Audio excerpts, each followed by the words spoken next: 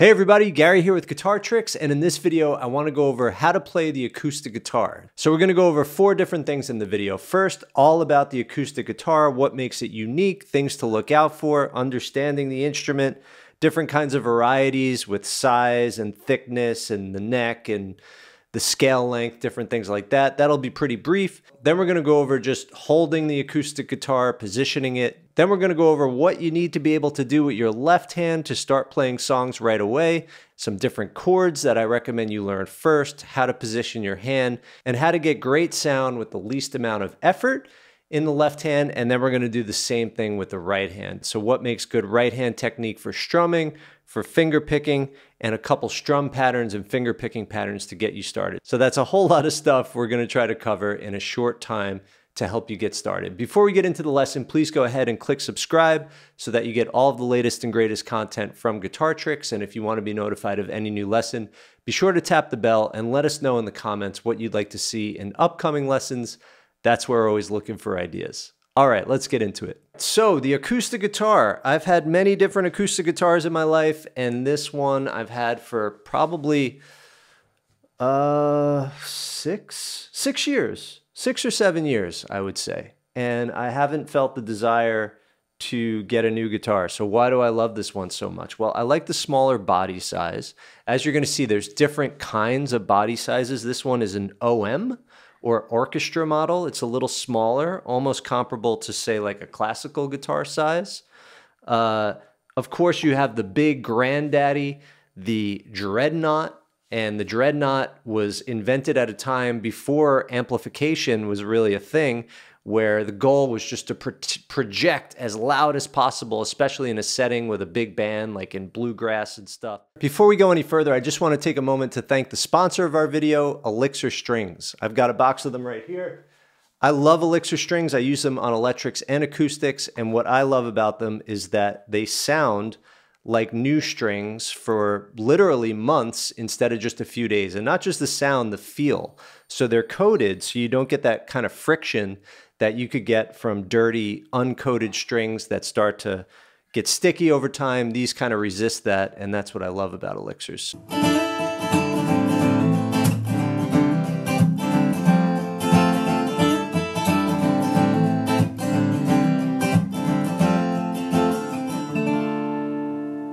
Hi everybody, I'm Emma Stevens. I'm a singer-songwriter and guitar player, and I only use Elixir Strings. Where the goal was just to project as loud as possible, especially in a setting with a big band like in bluegrass and stuff, wanting that guitar to be as loud as possible. So the dreadnought style, you're going to hear more bass. It's going to have a more boomy sound. Some people love that. I love that. But I play a lot of softer fingerstyle stuff where I don't necessarily need all the power of a dreadnought. And I also like the comfort factor of a smaller body. So if you're still pondering what body size is right for you, I would recommend just going to a guitar store and trying out a bunch. Depending on your frame size and your priorities, you know, a different size might be right for you. Another thing to consider is scale length, right? So the distance between the bridge, which is over here, and the nut on this guitar, it's 24.75 inches, so 24.75 inches. That's considered short scale, not like super short scale, but that's, for instance, the same as a Gibson electric guitar. Like a Les Paul has the same scale length, right? So a lot of guitars, like say Martin guitars, have a longer scale length, 25.5 inches, which for an electric is the Fender scale. That's the same as Fender guitars. So the reason why I prefer shorter scale on acoustics is because I tend to use heavier strings. And when you use heavier strings, if the scale is longer, the tension is going to be greater, right? So, but you could bypass that by, if you get a longer scale, use softer strings. So it's kind of, either way, you could kind of even it out. If you have a long scale guitar, you can get thinner strings. If you have a shorter scale, you get thicker strings, and you kind of end up in the same place. The string gauge that I do use is 11s, and what that refers to is the gauge of the high E string. So the gauge of this high E string is 0.011, and then that goes to, maybe this is 0.05, 5/1, or it's probably an 11 to 52 or something like that. So, and the reason why I use 11s is I like to bend strings, and it makes the B and the E string kind of bendable. I also play electric primarily, so I don't want the difference between my electric and my acoustic to be too drastic, or else my hands will have to readjust constantly. So on my electrics, I use 9s and 10s, and on my acoustics, I use 11s. Why not use 9s and 10s on the acoustic? Well, because being we don't have pickups and amplification, we're stuck with the sound of the guitar. I mean, I do have a pickup, but I primarily play it to hear it in the room. And the larger strings are going to have a richer, louder sound. Also, the intonation, meaning how in tune your strings are all over the neck, and I play all over the neck, it starts to really suffer with lighter gauge strings. Meaning, if I put on 9s or 10s on this and I played a high E string, and then I played the 12th fret, it would sound a little out of tune. That's called intonation. But right now, my intonation is pretty good. So 11s are great. Now, even with 11s, your fingers are going to hurt. So, if you have a really good setup, I would say just start, with 11s. If your setup is really tough and you've got that high nut, you might want to find some 10s. 9s are going to be weird. But, just do what you need to do to get started. Don't worry. Look, you could have the best strings in the world, the best guitar, but if you can't press the notes down, it's going to sound bad anyway. So do whatever you have to do to just get those notes pressed down, and where you're not killing yourself with your fingers to start. As your hands get used to it, then you could change the string gauge. There is a little bit more snap to longer scale guitars and a little bit more warmth in general to shorter scale, but every instrument's different. There's no hard and fast rule. We're talking about a different piece of wood, different body size. Just from guitar to guitar, there's always going to be a slight difference in the way they sound. So that's the other thing. When shopping for acoustic guitars, unlike electrics, you can't just replace the pickups if you don't like the sound. The sound is the sound, right? You could change strings, right? You could try elixirs and see what that does. You could try, different kinds of strings. That's going to give you differences in the tone. But once you get the guitar, it's not going to change its inherent sound quality. Maybe over 30 years, as the woods dry out and stuff, it'll take on a slightly different character. So that's something to keep in mind. The way it sounds is the way it sounds. The other thing I love about this guitar is I had it set up by a professional that made sure that the nut was nice and low, cut nice and low. So what that means is on this first fret, I barely have to press down. It's like the string is almost on the fret. So that makes just playing chords so comfortable and easy. A lot of cheaper guitars, being that the last thing they want to do when they send it out of the factory is have the string touching that first fret, they're very conservative, so they cut it very high, right? So it lacks that precision where they go low enough that it's really comfortable. So unfortunately, a lot of those cheaper guitars have high nuts, which make playing open chords, which is what we do the most, difficult. So the first thing you want to do is make sure that your nut is cut right. How do you tell if it's right? Well, what I like to do is press down on the second fret right here, right behind the fret wire. And then when I press down on the first fret to the string right to the fret, to me the ideal is that there's a tiny, tiny bit of space right there, or none. Like on this string, none. On this string, none. On that string, none. This one, tiny bit, tiny bit, tiny bit. So it's dialed in literally just right. If I went any lower, I'd probably be in trouble. So I had a professional do that.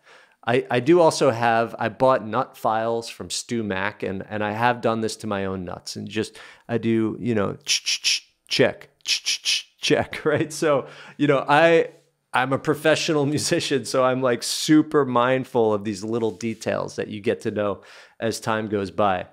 But some of these guitars I've seen, you can do that, and literally it's like, you got half a centimeter of space. So it's really tough. Another thing with guitars to look out for is the quality of the tuners. Some tuners are very low quality and they might not be able to hold all the tension without kind of going out of tune.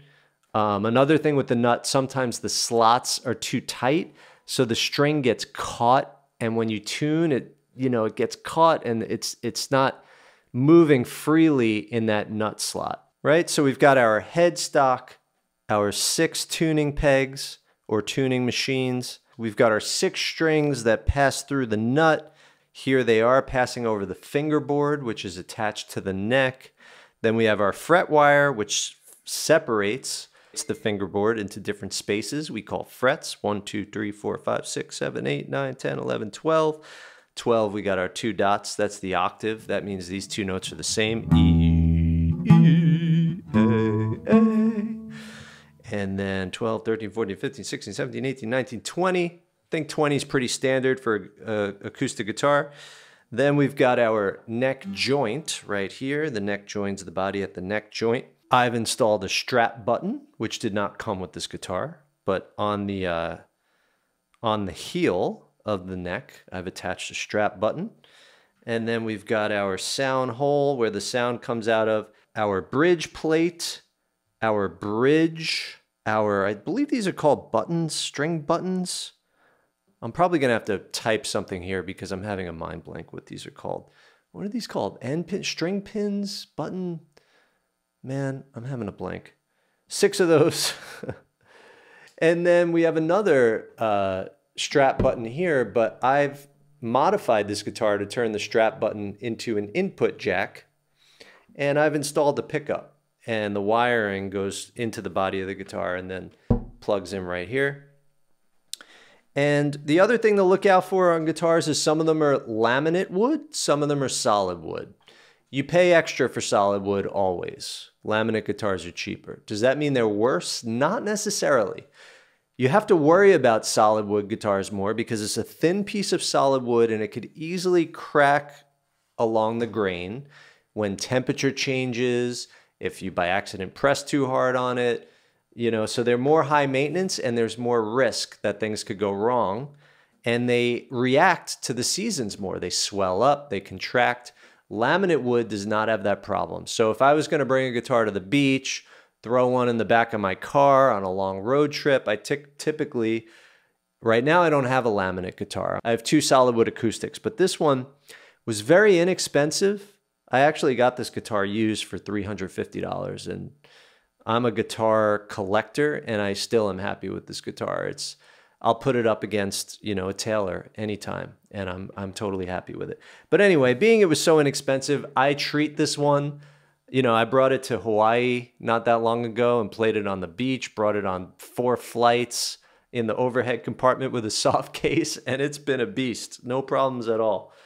But that was a risk, and I knew I was taking a risk. All right, let's talk about holding the guitar. So sometimes I don't use a strap. Sometimes I do. When I'm playing for a long time, I definitely use a strap. When I'm not, I don't. Now, why would I want a strap when I'm playing for a long time? Because what you can't see, maybe you could see now, my legs are crossed.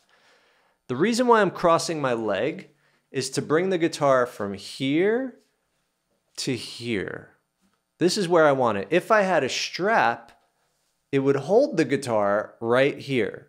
I highly recommend getting a strap right away and feeling how much better that is. The goal is to have the neck sort of not like this, but upwards a little bit, right? You want it at least at a 15 degree. This would be a 45. That's, you know, somewhere like right here, because now you're just bringing it up to you. You don't have to stretch out like that. You're bringing that fingerboard up to you. You also want it to just stay like this, right? How do you get it to stay like this? Well, the strap will help you do that, but you want to take your right arm and kind of right at the elbow or like the bicep, that you're holding the guitar there and you're pressing it against your body.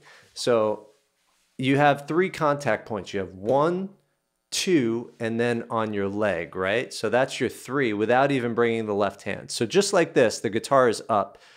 You never want to hold the guitar with your left hand. You want to have the fingerboard just be right where you need it to be and be kind of solid. So contact point, contact point, contact point, right? If you have the strap, you could get away with 2 contact points because the strap is sort of a third contact point, right? Because the guitar is contacting that strap at the buttons. So no matter what, you got 3 things: the buttons or your leg, your body, and your arm. And see how my hand's free? I'm not holding it with my hand. I'm clenching it in this kind of 3-part vice system. Great. Now notice how my hand is out in front. It's not over here. It's not over here. It's kind of like in front of my body. That's ideal. That's going to be sort of a neutral position. So that's holding the guitar. Next, getting the guitar in tune and ready to play. So we live in the age of headstock tuners, plug-in tuners. I use the plug-in tuner. On the floor out of view, I have a foot pedal that acts as a tuner, and that tells me if I'm in tune, right? That's what I recommend for you to get started. Now, a lot of things that beginners do is they tune to the wrong octave. So in other words, this is E, and they're trying to tune this to the sound of this E, and they break the string and hopefully not break the neck. So you want to make sure you're in the right octave. So what you should actually try to do is get in the habit of hearing a reference pitch. You want to know what E, A, D, G, B, E sounds like on the guitar. E, A, D, G, B, E. So I've got this tuner, I forgot what it's called. There's ones in the App Store, it's a guitar tuner. So I'm going to play a string. Here's the E, A, D, G, B, E. You want to get used to what that sounds like. And then see if you could match it. Play the low E. This tuner is listening to me and it's telling me, perfect, you're in tune. That sound means I'm in tune, right? So practice tuning by ear, listening to that reference, just so you have an idea of what it's supposed to sound like, right?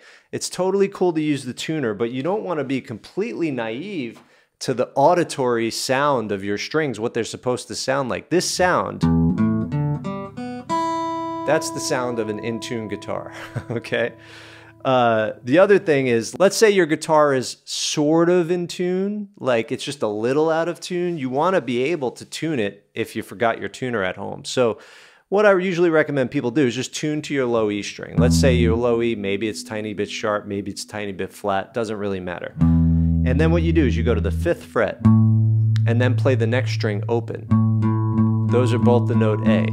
Then on the A string, you go to the 5th fret, play the next string open. Those are both the note D. Then on the D string, go to the 5th fret, play the next string open. Those are both the note G. Then on the G string, go to the 4th fret, play the next string open. Those are both the note B. Then on the B string, go to the 5th fret and play the high E string open. Those are both the note E. So that's